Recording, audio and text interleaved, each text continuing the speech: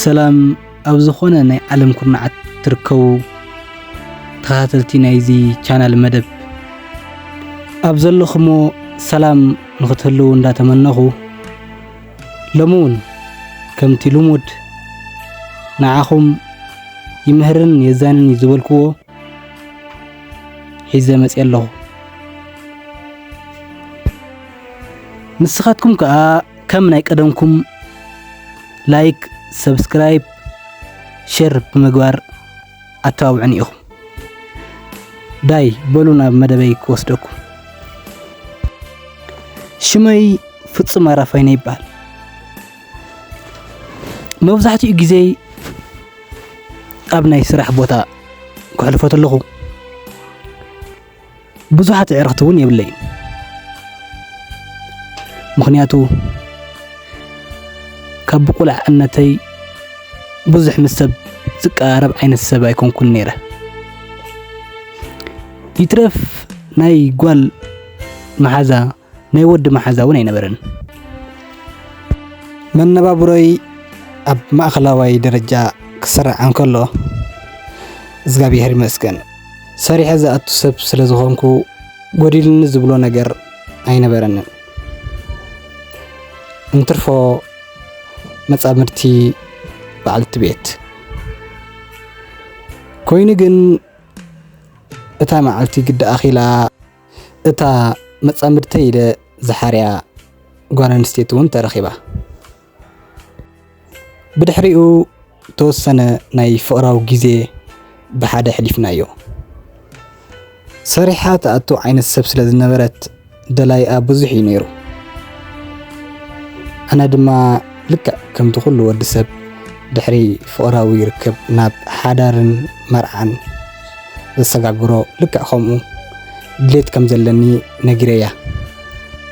ንሳ እውን ኣብቲ መጀመርያ ከም ድሌተይ ድሌትካ እዩ ብምባል ፅቡቕ መልሲ ሂባትኒ።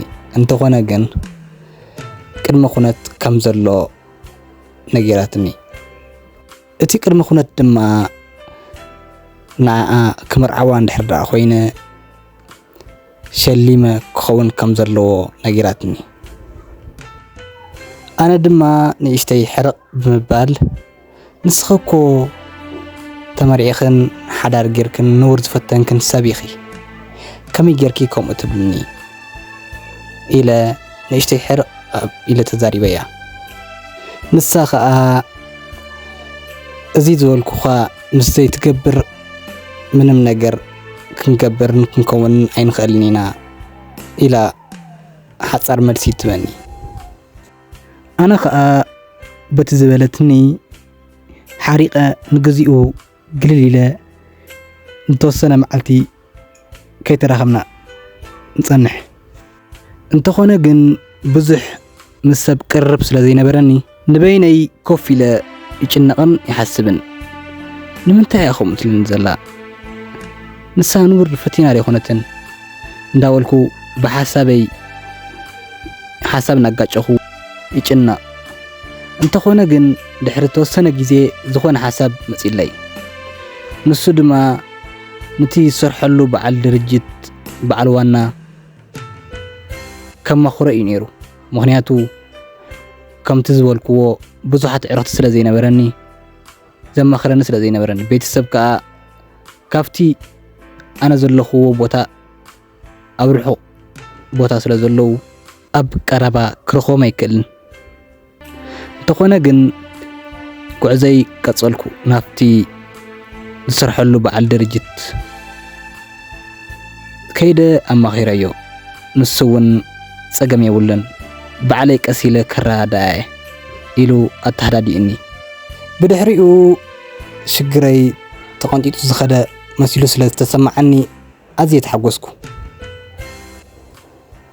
ለካ እቲ ዋና ናይቲ ንሰርሐሉ ድርጅት ንዓይ ዘይኮነ ሓሊለይስ ንባዓልሲ እዩ ነገራት ዘመቻቹ ዘሎ ድሓር እዩ ተረዲእኒ እዚ ምክንያቱ ንሳ ሰብ ረኺበ ኣለኹ ንስኻ ትዝበልኩኻ እንድሕር ዘይተማልእ ኮንካ ኣነ ናፍቲ ዘማልአለይ ሰብ ክኸይድ ግድን እዩ ኢላ ተዛረበኒ ኣነ እውን ኣይፀናሕኩን እቲ ሰብ መን እዩ ንገርኒ ፀገም የብሉን ንገርኒ እቲ ሰብ ተነጊርክኒ ኣነ ዝበልክኒ ነገር ከማልአልክ እየ ኢለ ይዛረባ እዚ ክብላ ተለኹ ግን ንዕኡ ጠርጢረዮ ዘይኮንኩ እቲ ዝሓታ ዘሎ ሰብ ቀስ ኢለ ብህድኣት ከረዳኦ ስለ ዝደለኹ እዩ ነይሩ ኮይኑ ግን ንሱ ከም ዝኾነ ምስ ነገረትኒ ልክዕ ከምዚ ብድሕረይ በሊሕ ነገር ዝተወጋእኹ ኮይኑ ተሰሚዕኒ ብድሕሪ እዚ ኣነ እውን ተሃላሊ ኸደ እንተስ ከይወስዱለይ ደ ዝቀዳደም ዘለኹ ኣይተረድአንን ካብ ባንኪ ይተርፍ ካብ ብዙሓት ሃፋትም ተለቂሐ እቲ ዝበለትኒ ኩሉ ሙሉእ ብሙሉእ ይገብረላ ብድሕሪ እዚ ጽቡቕ ዝኾነ ናይ መርዓ ድግስ ሓሊፉ ሓዳርና እውን ኣቲና ጽቡቕ እናኸድና ከለና ከምቲ ናይ ቀደማ ቅርሺ ብዘይ መሓዛ ኣብ መንጎና ጭኽጭኽን ባእስን ምፍጣር ጅምር ንዚ ዝረኣዩ ሰባት ክንዲ ሓዳርና ከም ማዕራርዩ ዝፍትኑ ኣብ መንጎ ኣትዮም ንዓይ ገዲፋትኒ ንኽትመጾም ይሓትዋ ንሳ እውን ናቶም ዘረባብ ምስማዕ ቀጻሊ ምሳይ ጭኽጭኽን ባእስን ኮይና 10 ግዜ እቲ ገንዘብ ናበይ ኢኻ ትገብሮ ዘለኻ ካሊእ ውሽማ ድያ ኣለትካ ኮይና ናብ ኣዲኻ ትወስዶ ዘለኻ ምባል በቃ ጭኽጭኽ ጥራይ ኮይኑ እዚኻ ኣነ ንዓኣ ምዃን ኣይመሰኣንኩን ግን ከዓ እቲ ዝሰርሖ ገንዘብ ኩሉንቲ ዝተዓደኹ ዕዳ እየ ዝኸፍሎ ንሳ ግን ክትርድአኒ ኣይከኣለትን ገዲፋትኒ እውን ናፍቶም ድሌታት ክነመልአልኪና ዝብልዋ ሰባት ገዲፋትኒ ኸይዳ ሕጂ ኣነ በይነ እየ ዘለኹ ምስ ዕዳይ ማለት እዩ ንሳ ግን ምሳይ የላን ደጋጊመ እኳ ክርዳእ ተፈተንኩ ምርዳእ ኣብያትኒ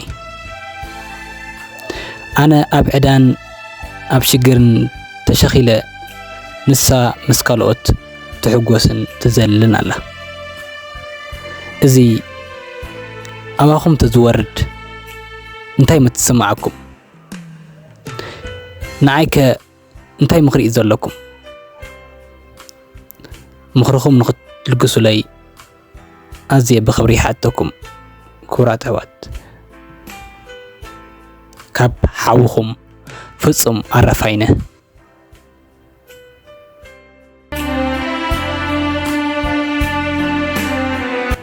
እምበኣርከስ ክቡራትን ክቡራንን ተኸታተልቲ መደባትና ክሳብ ሕጂ ብስቕታን ብጽሞናን ከተዳምጹኒ ምጽናሕኩም ኣዝየ ዘመስግን